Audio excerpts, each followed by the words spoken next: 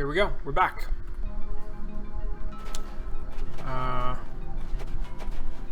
So this is more of a challenging puzzle, right? This is so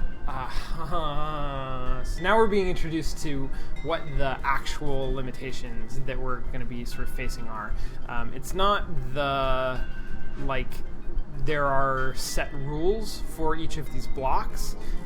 We can break those rules really easily, but it's I can only actually interact with a block that I can get adjacent to. So there's an element of actually very similar to traditional block puzzles of being able to push things around and having to be careful about the space that's left in between different blocks, thinking ahead about what each push is going to do. I have extra tools at my disposal now because I have this ability to push things negatively, which is super cool. Is really it's a very neat thing to have discovered. So here's what I'm going to do. I'm going to start here. I'm going to give this a push. I'm going to make it some negatives. I think only -1 actually matters. Okay. And then I don't actually want to. Never mind. I'm going to just push this forward. I'm not sure where I want to go. It doesn't seem like there's anything. Oh, I guess there is something up there. So if this is 2 pushes at -1. Oh shit, now I'm stuck.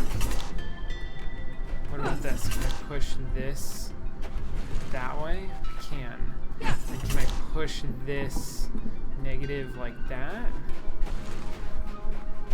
Yeah, I can, but then I'm stuck again. Okay.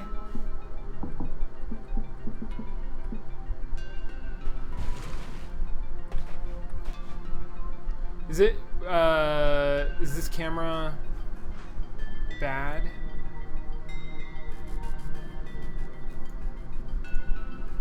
Guys, help me with the camera position. This seems like it's good. What's screwing up here? Alright, well, I can certainly get through here just like normally. No, that's not a valid spot. Oh, weird. What about this?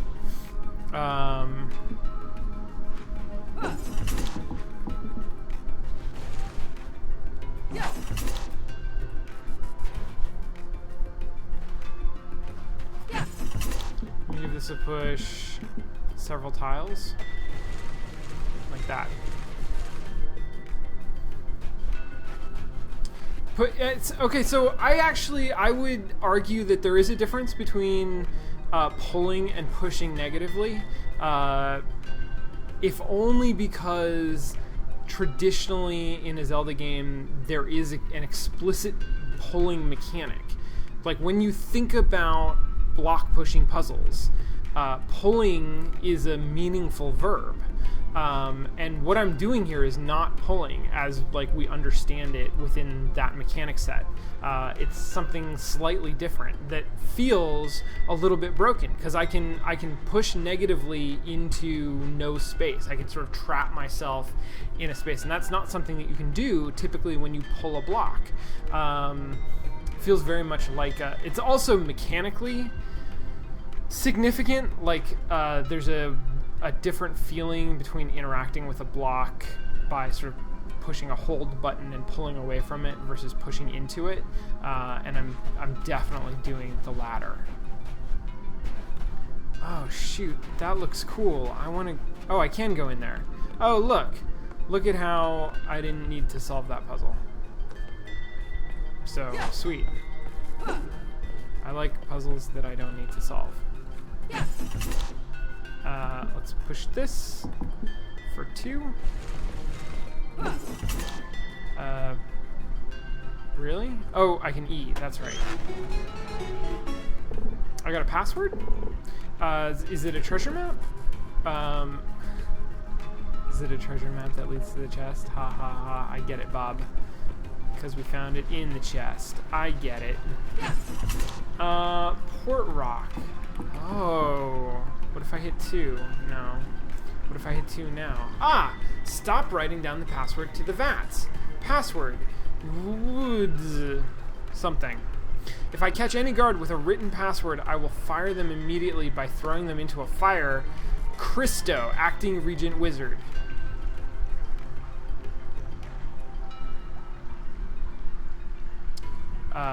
Wizard.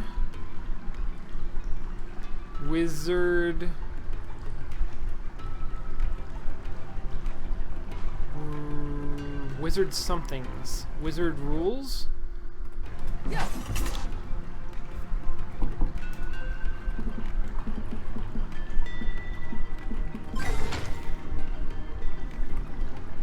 I think there was probably a way I was supposed to solve that. But I like that it let me do that. And that it sort of let me guess. It feels very authentic. And that's actually, so, very brief tangent. I saw a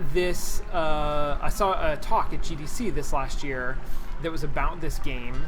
And one of the things that I found really interesting about the talk was sort of about the authenticity of this. That obviously it's a designed experience, and these puzzles are designed to be solvable in specific ways, but they are not artificial. Like when it gives you these variables and lets you sort of change them, those are not a layer of abstraction on the mechanics of on the state machine that runs the AI.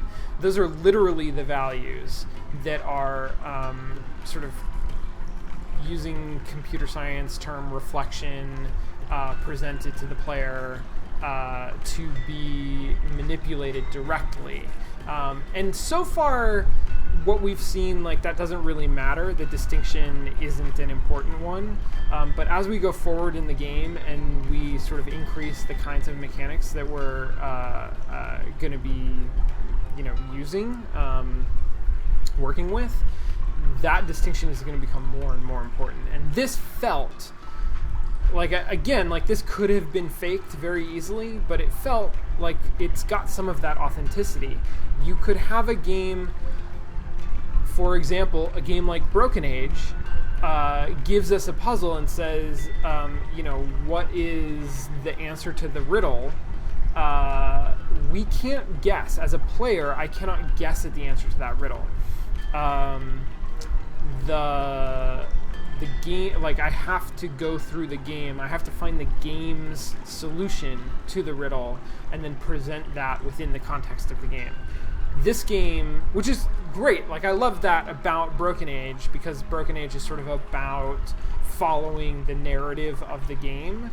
I think that's super appropriate. This game feels very different, and it feels very appropriate for this game because there's a sense of authenticity to what I just did that is different than the sort of designed experience of Broken Age. All right, there's a USB thing here. Oh Jesus, heal amount -999. Let's just change that to I'm trying to type in numbers. I'm trying to hit backspace or delete. Oh man, so negative. This is a big negative number.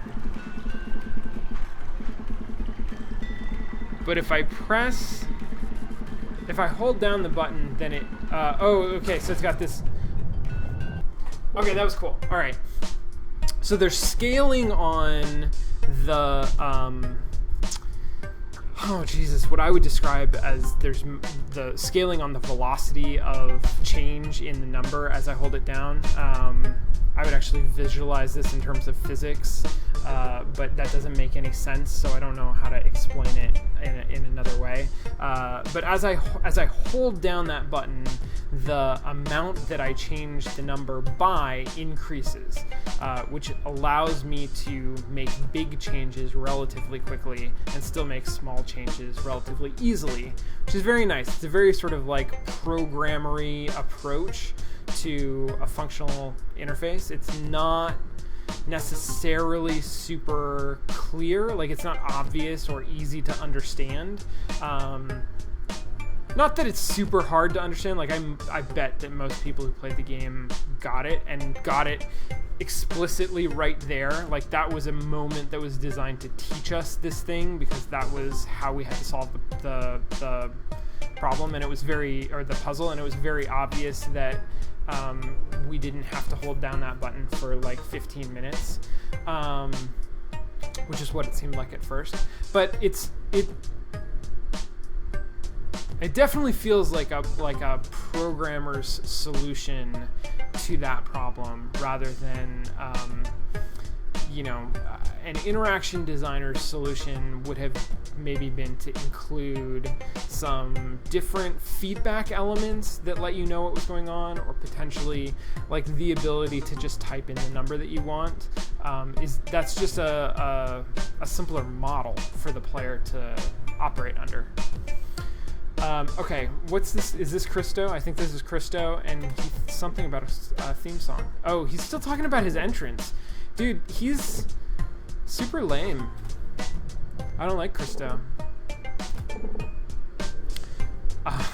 He set up the whole VAT deal, but the swamp looks healthy. Swamp King should be able to deal with any troublemakers. Still, keep an eye on it. We're gonna have to... something about a Swamp King.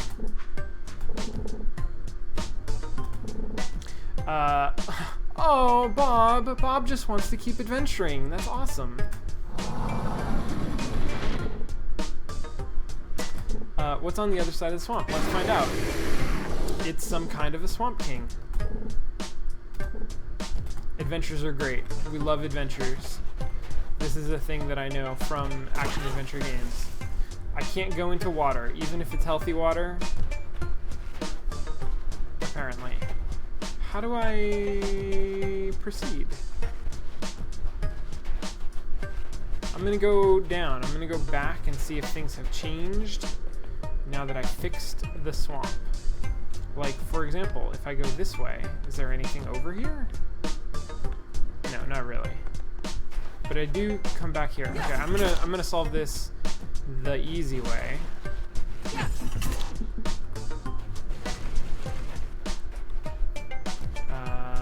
But there's literally nothing over here. So that was useless.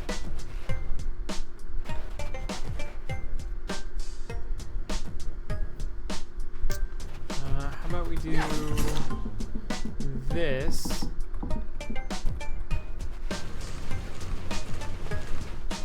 Now I can extract this other block, doing the same thing. This is kind of neat.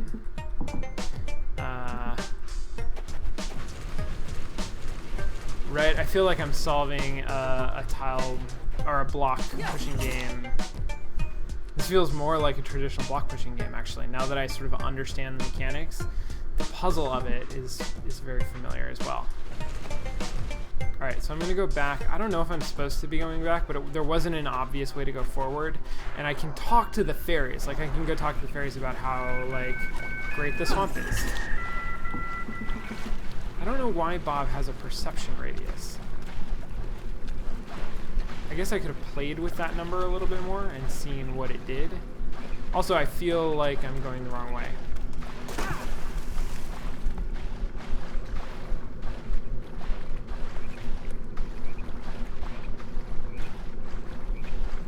This feels like negative progress. We'll see. Oh, look, here's a person I can talk to. So not negative progress. Oh, God damn it. That's a loop that I don't want to be in. There we go. Alright, how's it going? I already gave you some hearts, don't be greedy. I've got a nice chill mood going. No, I didn't talk to you before. I just skipped you. That feels like a kind of a logic error in the programming. Oh, this is new. Max active turtles, seconds between spawn behavior. Spawn behavior is move. I wish I could tell what these variables were. Move, speed 1, tiles 3. Idle, burrow.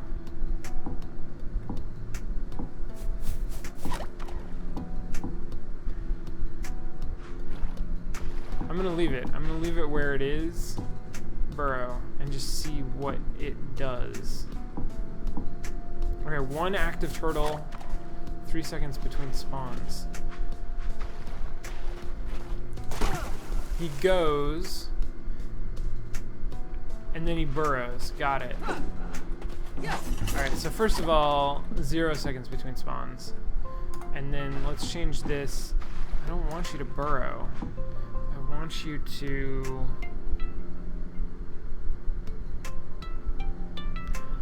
Oh, shit, look at that. I just...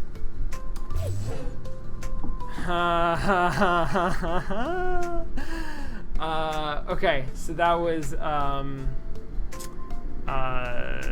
an out of control loop error, right? So I made the time between spawns 0, which means that it spawned new turtles with no pause in between, like literally in the same frame. I think it was spawning multiple turtles. Not just multiple turtles, but infinite turtles, and eventually the program either ran out of memory or sort of flipped some sort of a switch that frame had gone on for way too long, and so it initiated a crash. But it lets me go back to where I entered this scene, right? Okay, so seconds between spawns. I can make that 1, which I think is going to be what I want. And then I don't want you to burrow. I want you to keep going and idle for 3 seconds. Just idle for 1 second. Let's see how that works.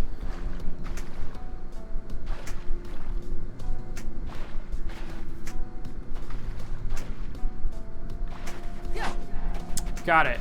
I need a new turtle. There we go. There we go. So now this turtle, instead of doing whatever, oh, he's not. Alright, how about instead of that, do I have 16 hearts now? 16 out of 16 hearts? That's interesting. No idling. Just don't idle. Just don't do it.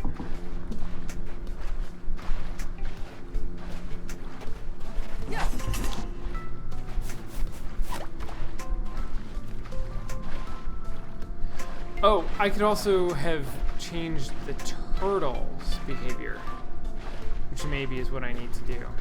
Because this guy doesn't have a good sense of direction. He's just moving aimlessly, I think. Alright. Let's try this again. New turtle.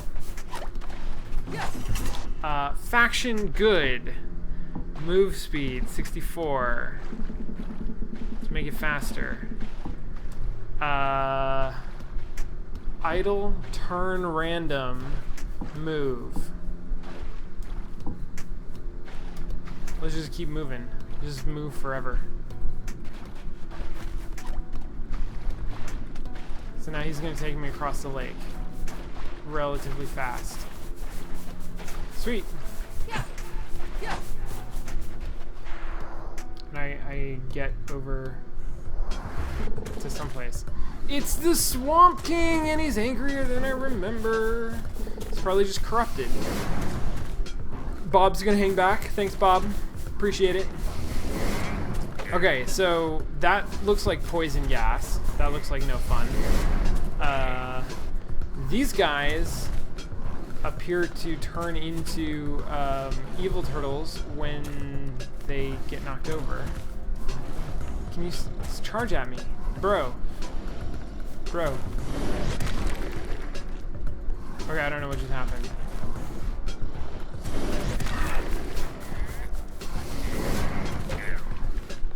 Some things, apparently. Alright. Charge distance, charge speed, damage. Let's just make damage to 0. And then drop a bunch of hearts. Sorry, I'm watching this other turtle nervously because I think he's going to charge at me like that. So I just rendered one of the turtles harmless, which is fine. This guy is also going to do 0 damage. What if his faction is good? Okay, sweet. What's his idle behavior? He idles for 3 seconds, then he turns in a random direction, idles, and moves. That seems fine. I don't know what I want him to do. He could explode on charge hit. Oh, shit. Oh, the turtles ran into each other. Got it. I want you to explode on charge hit.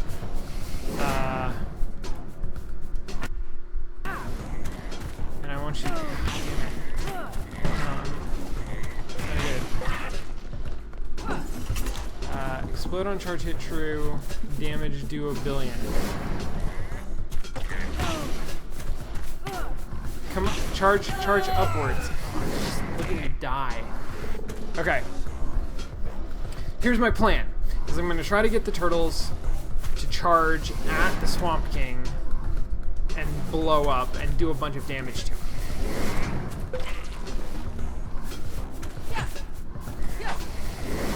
Damn it. Guys, charge at me. Okay, sweet. Charge distance, charge speed. Big damage, lots of damage.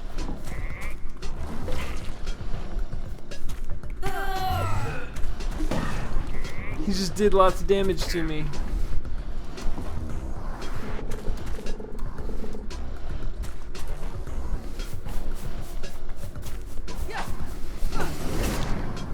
One active turtle. Let's do that. Okay, come here, charge. Perfect. Perfect. This is what I want. Lots of damage. I want you to explode. I want all of these things. Let's drop some hearts just for fun. And I'm going to increase your perception distance a little. Well, let's just try to, I don't know. I don't know what good numbers are here. Let's go with that. Let's just try to lure him upwards.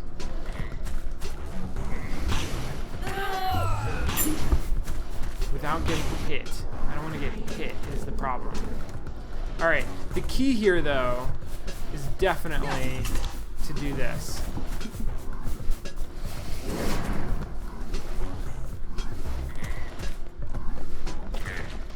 I'm going to try making him explode without changing the damage.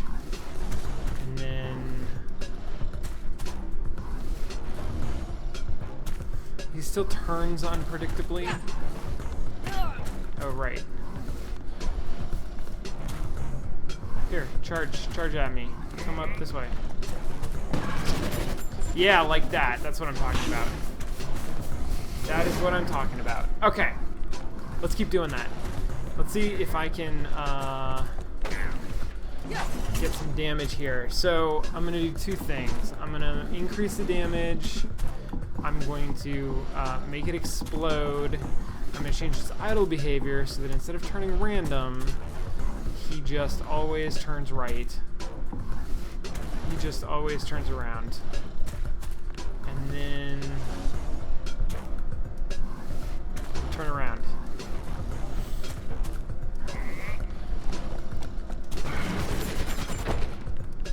Did that do a lot of damage? Oh shit. This guy, so he's got a USB stick. Oh! Okay, so he's got a USB stick, or a USB slot. Let's make this a thing. Let's make him explode. Let's make him do a lot of damage. Let's change his idle behavior. I want to change this to turn left.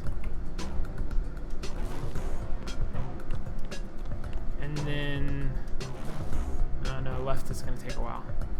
And then if I climb up around the side, can I actually get like above the Swamp King in order to use his USB stick? Oh, why didn't that work? Like this. This is what I want. Can I do? I can't do anything from up here.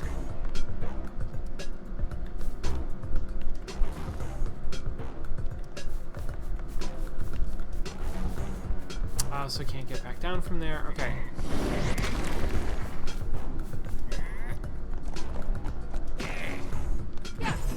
Okay. I feel like I'm close. I'm just gonna have him explode. That's all I care about, I think. I can't, I don't know. I think, care about the idle behavior, because that makes it more predictable. And let's make this 1.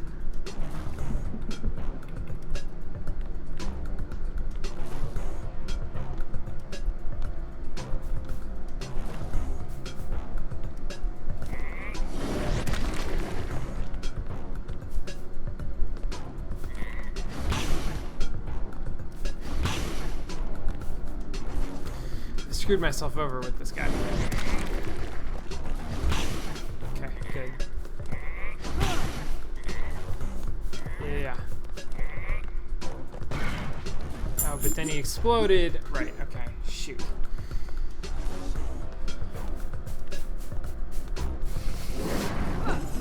Oh! I can do that! Alright, I'm gonna make his faction good. I'm going to turn down his corruption all the way. And now the turtle's going to attack him because his oh. So did I not have to do anything with the turtles? Was that a red herring? No, that seemed really strange to me.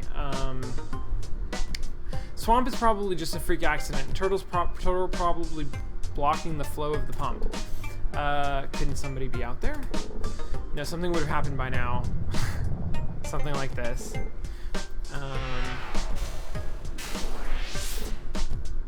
Wizard Boo! Oh, bits. Swamp King is nice now. That's super useful. Why twist the swamp? Keeps everybody safe. Like that sword you stole used to. People won't even leave the village. It's safe at the castle and in the village, but not here, and especially not now. That doesn't make any sense to me. I don't understand. That was awesome. Hey, buddy, who's your red friend? A red sprite? Are those two bonded?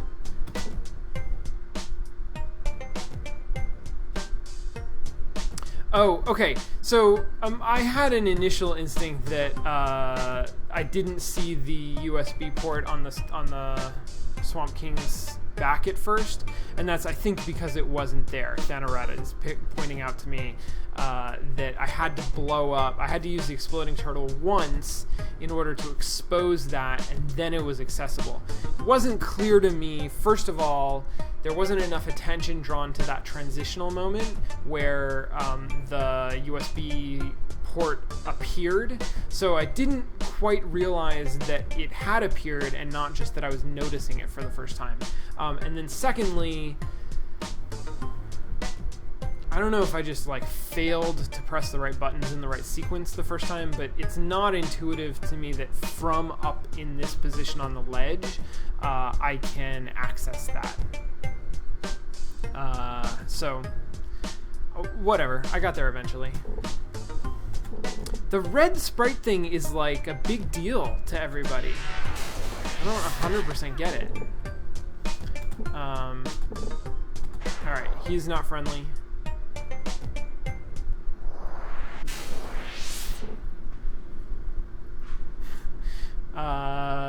Thanarat, save it for a Q&A.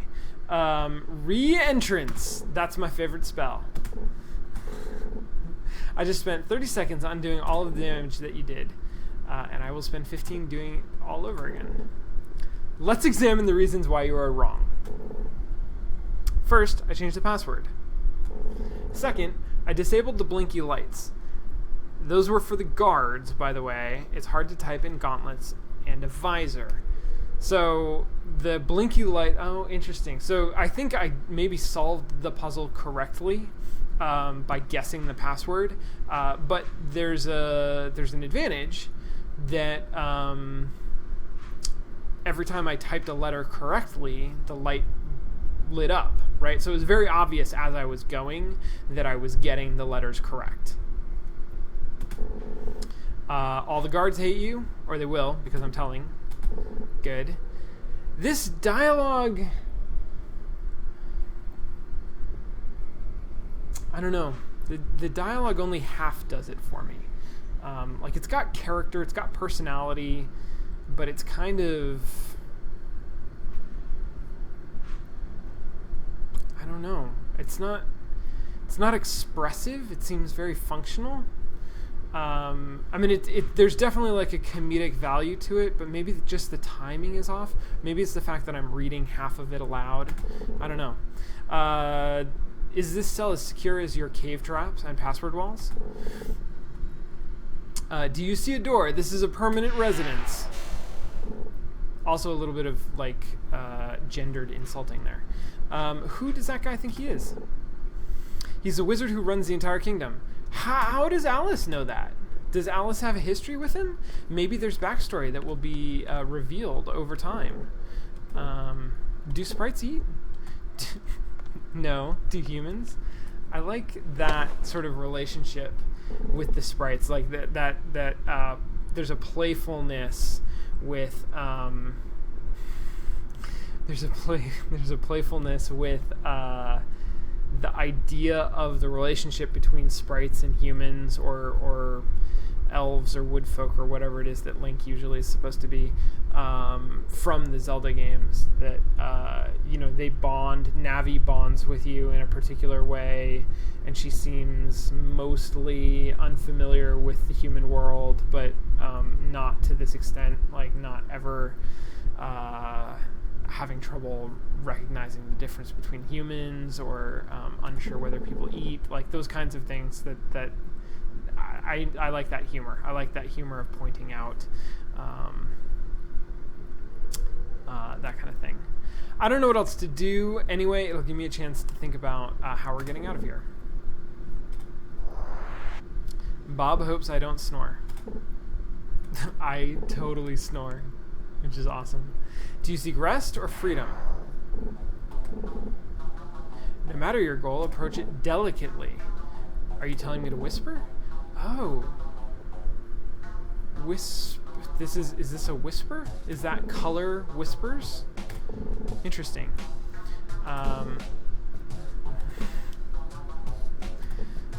Bob has trouble whispering. I like how Bob's face changes to be smaller when he starts whispering. That's great. Okay. So I don't have my sword. I'm gonna take some hay. I'm gonna use it for something devious, apparently. I can just press space. Can I fill my bed with it? I can get out of bed. It says I can press space to use hay, but I can't actually do it. Oh, I was gonna take a break. I got caught up in that cutscene and various other things. I'm gonna take a break. It's gonna be real fast. Before I take a break, here's my second question. What are the dramatic elements in play in this game, and what are the dynamic elements in play? So, dramatically, this is a story about, this is like a sort of very tried and true action adventure story about the player character, sort of elvish person, sprite, sword, solving puzzles, fighting monsters, battling evil, trying to rescue a village. It's got this sort of incongruous hacker layer, sort of like layered onto it. This is a tough question, actually. for me to just on the spot sort of analyze this. The dramatic elements and the dynamic elements. Video games are complicated. So dramatic elements, we've got a story, we've got characters, we've got sort of this two pieces of incongruous sort of interaction. Dynamically, we've got sort of some very traditional controls, walking around, and then we've got these very sort of non-traditional controls that affecting numbers, affecting sort of values. The most interesting part of that, I think, because it's more complicated, is when we can sort of like dive into these subsections of like the idle behaviors or the spawn behaviors, these actual sort of like behavioral sorts of things. Here's what I'm going to do. I'm going to turn this into an assignment for the class. Dramatic elements. What are dramatic elements? Dramatic elements are you might call narrative elements. It's sort of what is the presentation of what's there. So who are the characters? What is the setting? What are the interfaces? What does it look like? What does it present as? It presents as you are some kind of a young woman who has this sort of stolen sword and a sprite, and you're fighting a wizard. That's contrasted with dynamic elements. Dynamic elements are basically how does your ability to interact with the game, how does the fact that it's a game affect the outcome of the game. So how am I able to interact, and what changes because of that interaction. This game has like that dynamic element thing is broad, right? In some games, in like a visual novel, you would have a very, very simple dynamic element where the game is essentially a branching path, and my interaction is to choose what branch. I'm gonna go to the big screen. There we go. My interaction is to choose which branch I'm going to go down that path. And you could have exactly the same interaction structure. You could have essentially the same dynamic elements and completely change what the story is. The story could be set in, a wizard school, or it could be set in a post-apocalyptic pigeon world. And you could have essentially the same dynamic underlying structure that doesn't change because of the dramatic elements. You're changing the dramatic elements, but you're not changing the dynamic elements. So what are the dynamic elements of this game? Well, it is actually like quite linear narratively. The plot doesn't seem to be something that I can change in any significant way. But I can change the sort of flow of the game, like what happens moment to moment, by how I choose to interact with the puzzles, and how I solve the puzzles. There's like multiple solutions to all of these puzzles, and there's also like sort of secret extra places that so far I have been pretty bad at finding.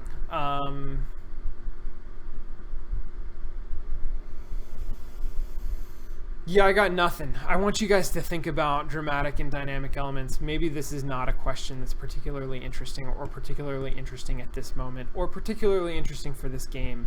So I'll come up with a better question for next time. I'm just trying this out. I'm going to take a break. We're going to come back in just a minute. And then we're going to try to escape from jail. It's going to be great. I will see you then.